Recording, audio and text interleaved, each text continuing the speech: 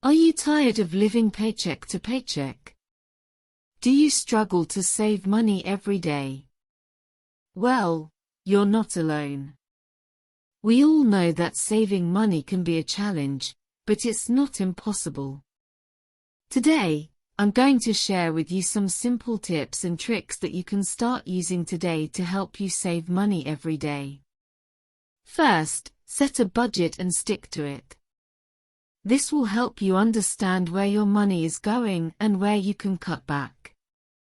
Next, try to avoid impulse purchases. Before you buy something, ask yourself if you really need it or if you can live without it. Another great tip is to automate your savings. Set up automatic transfers from your checking account to your savings account so that a certain amount of money is saved every month without you even thinking about it. By following these tips, you'll be on your way to saving money every day and reaching your financial goals. Remember, it's never too late to start saving, so start today and unlock the secrets to saving money every day.